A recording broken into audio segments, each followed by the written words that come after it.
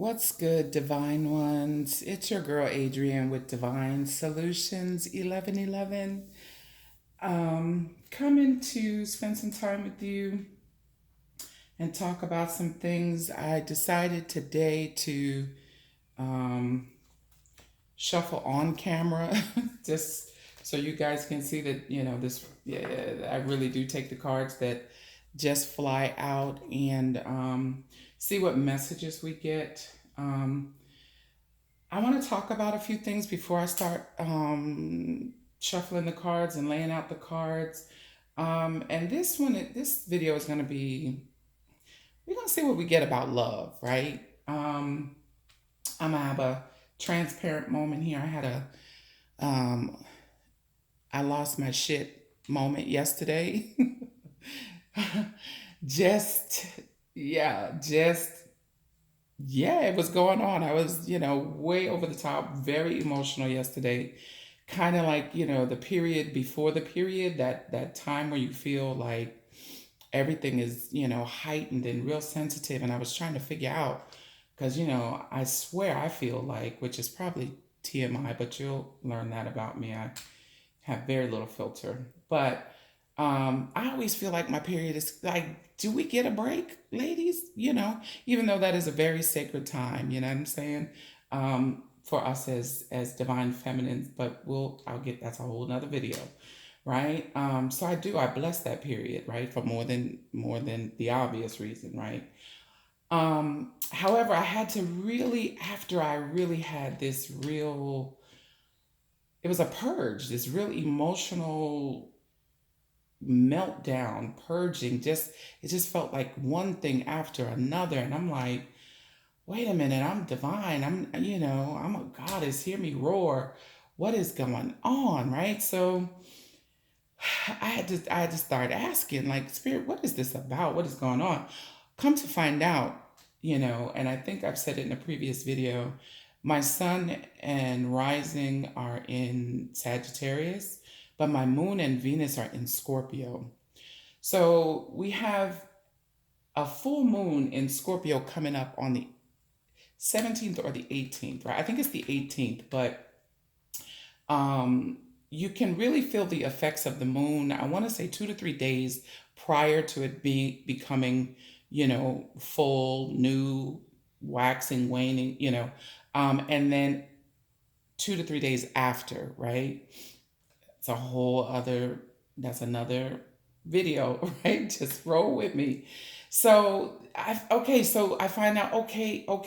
So there's going to be a full moon, right? And the full moon is in Scorpio. So my moon is in Scorpio. So that is okay. It's really affecting me. I'm really feeling the energy of this, full moon as it approaches.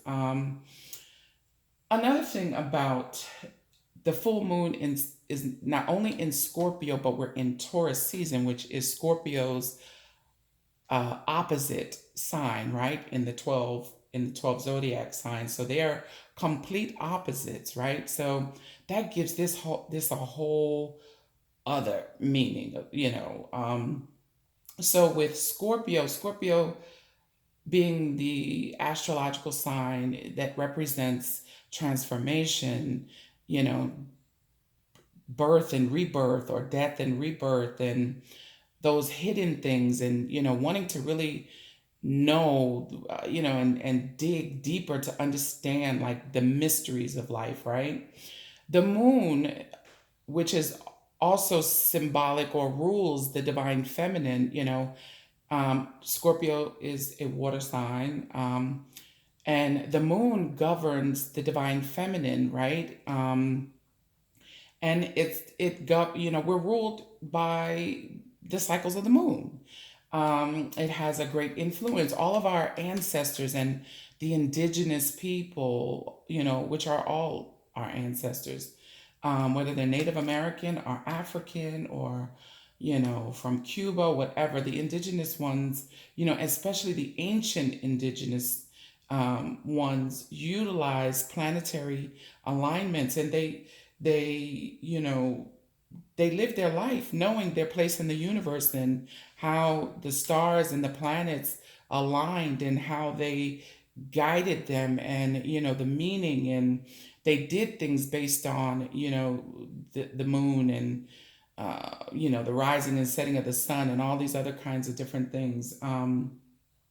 So, the moon also represents hidden things, or our emotions, our deepest emotions, and even our deepest fears, right? So, not only do we have a full moon in Scorpio, which I just gave you a brief description of that. I could go on and on. But, we're dealing with the full moon, but the full moon is also in Taurus. We're in Taurus season, right? So, what does all of this mean? What am I trying to say? So, not only are we like, dealing with the effects of a full moon that is in the, one of the most, all signs, are very powerful. It is in the powerful sign of Scorpio, which is, all about birth, rebirth, transformation, digging for, deeper meaning to things, so on and so forth. So, it's also in directly across from its opposite, Taurus, which is an earth sign, Scorpio, water, earth sign, right? So now the energies are combining, and what it's doing is bringing up. Scorpio is asking you to look at your deepest fears, your those hidden things, those shadow places, and by shadow, it just means that places that we have not yet shed light on. Dealing with those emotions, and seeking truth and speaking truth, and all of those kinds of things. And Taurus, who again, an earth sign, which is all about like earthly possessions, and the luxuries of life, and being comfortable, and possessions and values, and um, also money and monetary things, and just those things. So basically, these two in is conjunction, would conjunction be the right way to describe that, or them being in opposite, or the moon being full in Scorpio, which is bringing up all of this stuff, right? And then it being in Taurus season, you might be feeling like, why am I fearful of, like, money, or lack? Where are all these thoughts about not having enough coming from? Or Scorpio also, the moon in Scorpio, or in the sign of Scorpio, who is, who governs transformation and all of rebirth and all of this other delicious stuff, is also at this time asking us to release control, and know that that all is well once you look at it and deal with it. Deal with things head on and stop avoiding it, right? And it's dealing, again, in conjunction with, or is going through the astrological sign of Cancer, or excuse me, what did I just say? Taurus, right? So if you've been having these kinds of feelings, security, possessions, money, fears around it, not, or trying to figure out, to get inspired how to create more, and all of that. So that's just some, little astrological stuff going on. So I thought it only be fitting, right, to go check and see what other information we can get about what's going on. Because I really did. I was real type emotional yesterday, and I really lost my shit, right? So, wow. Okay, so this is the Moonology deck. It's a deck, and it tells you all just added information about all different phases of the moon, and how it influences us in our life, and different things. And I'm not familiar with, I'm not an astrologer in any, by profession or anything, but I really dig it. So and numerology. So I incorporate it in everything that I do. So, but I'm not as familiar with this, so I will read some more definition from the book. But so this card, right, how I feel right now, says a time for healing, and this is a balsamic moon, right? So it makes sense because yesterday I had this huge emotional purge, like out of nowhere. Just one little, not anything, tremendous, but just the little, the buildup of tiny, tiny little things that just, shit. I was like Cleo from Set It Off. I just did. I just had an emotional purge, right? Which is a good thing. I mean, moving all of that, stagnant energy and,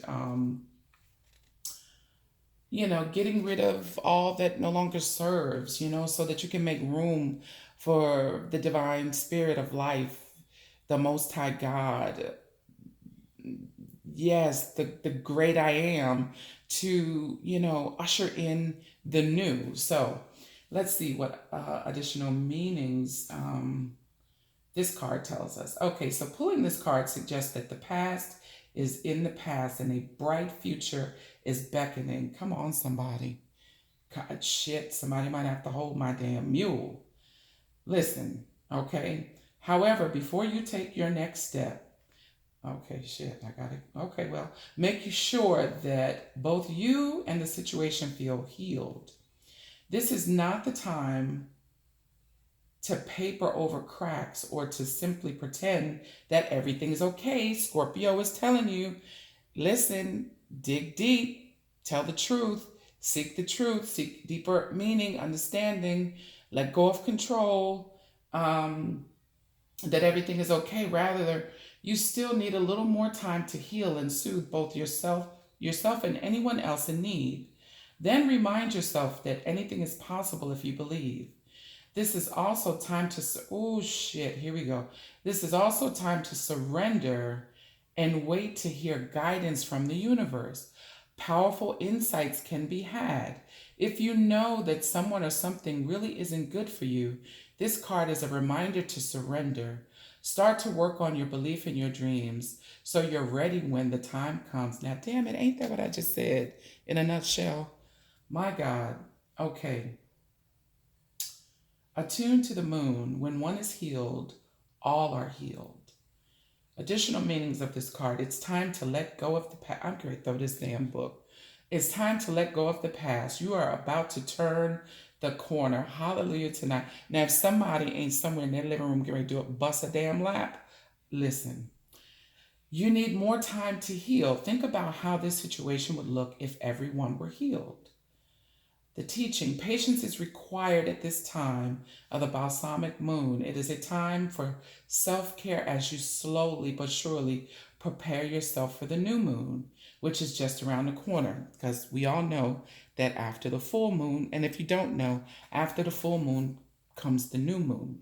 I also, want to let you know that full moons are also good for releasing the old, anything that you want to get rid of, anything that you want to release during the time of the new moon. Write it out on paper. Write down everything that you want to let go of. Negative thinking, fear, anger, hurt, pain, mistrust, unforgiveness, whatever it is. Write it down on a sheet of paper. Bless it. Thank it for what it showed up to teach you. Thank it, because it served you up until this point, right? Thank those things, bless it so that it doesn't return, right? So that it doesn't keep showing up in your experience. Bless it and then burn it and release it, right? But then after you do that, make sure that you have something to affirm because the universe doesn't like holes, right? It will just send you more of the same. So you can't release something without replacing it with something. So as you release the negative, replace it with the positive. Affirmations, anything that starts with I or I am, because we know that the divine one is the great I am. So it goes from your mouth straight to the divine one. So as you release whatever you release, anger, unforgiveness, whatever, write down affirmations and keep them with you going into this new moon because it helps you manifest, instead of thinking about the things that that no longer serve you and you no longer want to deal with. You want to affirm after you release what it is that you want. So I am prosperous. I am healed. I am grateful. I am blessed, so on and so forth. Just some extra tidbits. So, again, this moon shows up, this balsamic moon, on top of what I already said about the Scorpio full moon that had me acting a whole monkey and a half yesterday, in my feeling, just intern, at home. I didn't go to Target and like knock all the produce and shit off the shelf or anything like that. I just had an emotional purge, and purging is good because I'm making space for all the good that God has for me to come in, right? So, the teaching of this card, the patience is required at this time of the balsamic moon. It is time for self care, and slowly but surely prepare yourself for the new moon, which is just around the corner. No matter which point in the current moon cycle you have pulled this card, it's a reminder to go a little bit easy on yourself. God Almighty. Now, Spirit, I don't need you to be putting my business out in the street, right? Because it sounds like you're talking to me. All right, go easy on yourself.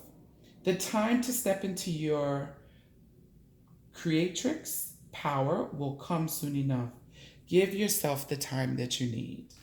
All right, so I felt that just was so befitting. Let's see what other cards. I've already prayed and blessed and meditated over all of these cards, and then I'll talk about, you know, how this may, affect us in love, right? Because the moon, deals with our emotions, right? So, what else okay, feelings of inadequacy may come up during this time, right? But the thing is to don't beat yourself up and don't pretend like you're not feeling inadequate. Allow it to come up, right? Look at it and tell, see why you're feeling inadequate. Tell the truth about it, right? Because that's a lie. You're not inadequate. You're a child of the Most High God. Why do you feel worthless and incompetent and ill-equipped? What is going on at the time? What is this showing up to teach you? And then release it, right? Write it down. Feelings of inadequacy. Write it down and get ready to burn it and release it. And then affirm that you are worthy. I am competent. I am equipped for whatever situation life throws my way, right? So that just may be another way that, some feelings and emotions may come out. I'm gonna get one more because I'm trying to keep it pushing, trying not to, make these things so long, but I'm just gonna allow Spirit to do what Spirit does. Let's see, anything else, Spirit? Wow.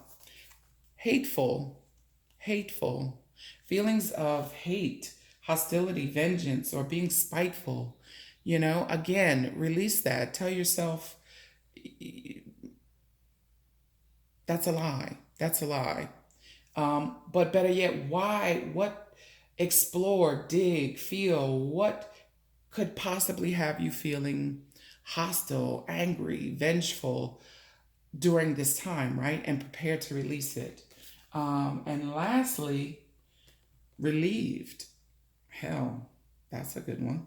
Relieved, and I believe that the Divine One is saying that, as we move this energy and these, illusions of these things, which come from those unhealed and unmet needs, again, can be traced all the way back to childhood, but it may even be pertaining to this love situation that we're going to look into, right?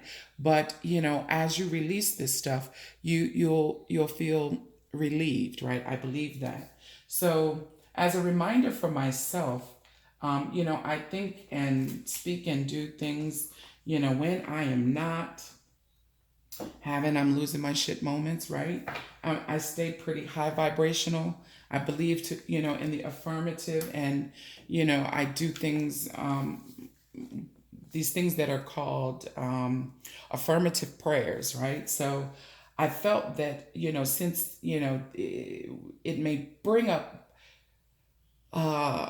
fears in you or feelings surrounding not having enough, not being enough, that it was only, again, befitting that, I read from these affirmative prayer books that I have called Creative Thoughts, right?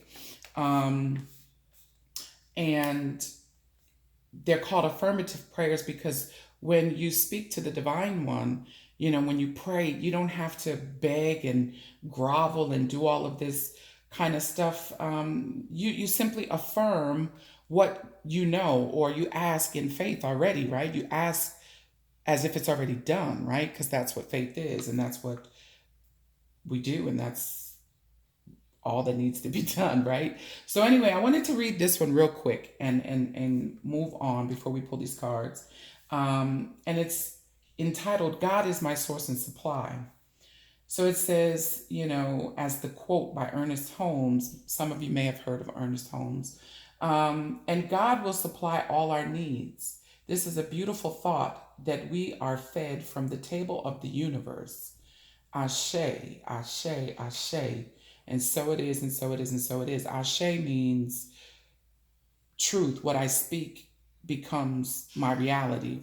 It is so, right? So the prayer, the affirmative prayer, is God is my source and supply. God is all there is. It is the presence and power in my world. There is an upward movement in my life, and my state of consciousness is high. My thoughts and actions are governed by infinite intelligence. Realizing that God supplies my needs, I am alert and alive. The solution to any challenge is to know without a doubt that God is my source and supply. Listen, let me read that again. The solution to any challenge is to know without a doubt that God is my source and supply. I am willing to take any apparent problem to a higher place in consciousness, and as I do, the answer unfolds. There is something within me, which is the Most High God, that knows what to do and when to do it. I am advancing in the here and now by faith. This is the measure of my success this day in every way. I now enjoy unlimited happiness and abundance because my mind is clear about the source of my good. Oh, Jesus. Oh, God, I thank you. God, I thank you. I thank you that you are my source and my supply. No matter what it looks like, no matter what it feels like, I know that you are the source, my source and my supply. I bear witness to the truth that God is in all, through all, and surrounding all, and I am grateful.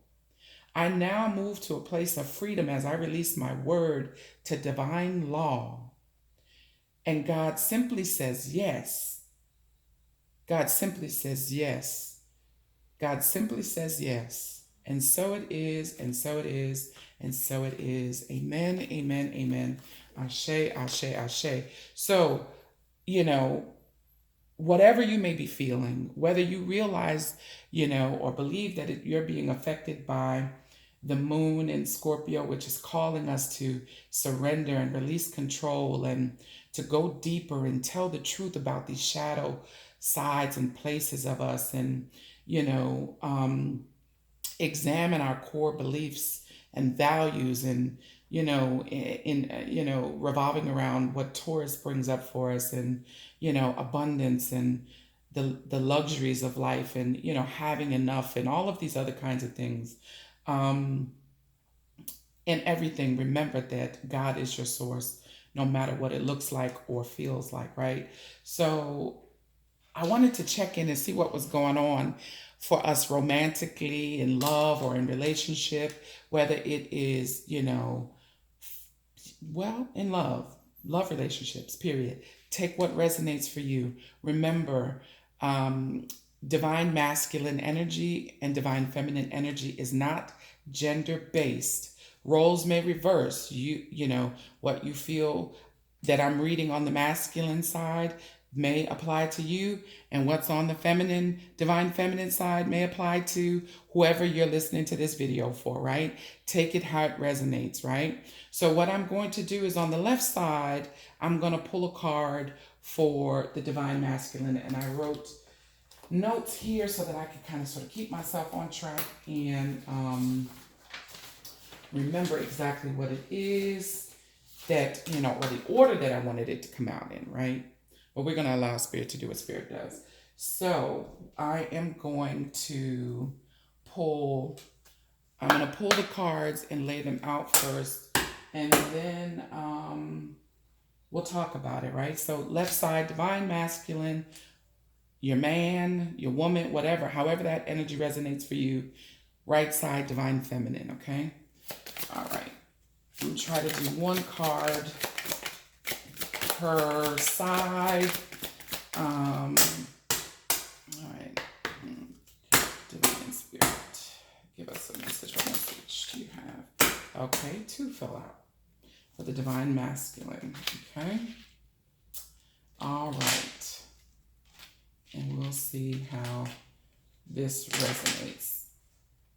All right. I'm just clearing the energy every time I tap the cards so that I get what I'm asking for. Spirit, give me the cards that are resonating with divine feminine. What cards? What is divine feminine experiencing in love? Okay. All right. And on the bottom, I'll take the bottom of this deck. All right. Okay. All right, so for the divine masculine, what showed up for him is the need to love himself first, put himself first. So the card reads, your self-respect makes you more romantically attractive, right? And you deserve love. You are lovable. So right now, perhaps the divine masculine is struggling with, let me show you the cards. Can you see that? I haven't had a lot of coffee. I guess it's just hard holding this little card. Love yourself first, right? It seems as though divine masculine is having issues with putting himself first for once, loving himself and knowing that he does deserve love. He may be struggling, thinking that, this, stereotype of a divine masculine or this male energy that they have to always do and be and provide and, be everything for everybody else. And, he may not be taking care of him or herself because it's not gender based. Take what resonates, leave the rest. So over here, divine feminine is dealing with chemistry, right? She's feeling hot and heavy. Now, also this full moon in Scorpio might have you feeling extra sexy out here, right? Men or ladies, it seems like the ladies might be feeling extra sexy here. There's a strong magnetic attraction here, right? So you may be feeling sexy and really desiring your divine masculine, but because there is, he's having some issues feeling that he deserves love and, maybe not putting himself first, not feeling lovable, there may be just a little bit of maybe a disconnect, or you're feeling like, man, I love you, I want to be with you. But it feels like the divine masculine is struggling with the fact that you love him the way you do because he's having issues loving himself, right? And you're like, dry humping air right about now, and he might be a little bit more reserved and pulled back, right? But it says here also for divine feminine that you're calling in your soulmate. Your prayers, affirmations, and visualizations help bring you two together. So, yeah, you really want to connect, but I don't know why I feel like there may possibly be some disconnect because of these feelings, right? And in turn, I don't know. We'll see. We'll keep going. Also, because of this chemistry card, right? I see that this is a strong soulmate connection because for those of you who know about the different, all connections are divine, right? Soulmate connections, but soulmates don't are not always romantic partners. Your children can be your soulmates. Your neighbor can be your soulmate. But then there's also this category of, excuse me, twin flame. This card here denotes to me, this chemistry card, because of the blue and red, which is lets me know that this might be a twin flame connection here. So meanwhile, while divine feminine may feel um, might be, well, I'm kind of feeling two things. Might be feeling like, gosh, I'm really attracted to him. I really want to be with him, but he's kind of sort of pulled back and reserved because he's, not feeling lovable, needs to love himself first, needs to respect himself, stop putting others first. Um, you know, eh, Shoot. Yeah, divine feminine there might be someone new coming in, or you may be calling in someone new because you are tired of this disconnect. I don't know, but let's keep rolling. So that's what's going on so far. So next, upstairs right now. Excuse me. It's one of my little people. Upstairs, get in the bed. Get No, upstairs. Thank you. Uh no, thank you. Sorry about that. Sorry about that. It's close to bedtime. So I don't know. Let me clarify this because I really feel like that wasn't. Let me get, and then I'm gonna ask for what is the connecting energy, right? Let me get a clarifier. Ooh, okay, okay. So for the divine masculine, he's lost the Ace of Swords, excuse me, the Ace of Wands, the Seven of Wands, the Ace of Swords, and Six of Pentacles came out, right? I don't know if you guys can see those cards. Let me hold them up. Make sure you can see these cards, right? So while the divine feminine over here may be feeling kind of sort of hot and heavy, I kind of sort of understand now it's kind of coming together a little bit more. For whatever reason, divine masculine, due to his inability right now, for whatever reason, and it will clarify as we keep going, he's not feeling really inspired, or he may not be feeling, his sexiest, or any passion or whatever, because he is really defending himself or feeling defensive, about something, and which appears to be, the need to kind of sort of, tell the truth. This Ace of Swords showing up, and I'm not sure that if it's that he needs to tell the divine feminine something, or his divine partner something, or maybe himself, that you know what, I do deserve love, and I don't have to keep being on the defense, and not letting love in, and I don't feel good enough about myself to offer this new passionate beginning, or keep this passionate connection between us. And yeah, like it looks like divine masculine really needs to stop. He's giving too much of himself to, yeah, it might be a third party situation. He's given too much of himself away to something or someone um that is not reciprocating that, right? Which further kind of sort of helps him feel not worthy and defensive, and not really ready to accept this truth, or to discuss this truth. I don't know. Let's see what else. Let's see. Holy Spirit, let me clarify this for divine feminine. What's going on in divine feminine's energy over here with this chemistry and calling in your soulmate? Yeah. Um. Hmm. So the Nine of Swords in reverse, right? Divine feminine. Okay, so this is starting to make sense. So in the beginning, before I even started to clarify, I felt like there was a disconnect here. So, but divine feminine is tired of she's coming out of this energy of feeling, anxious or overthinking.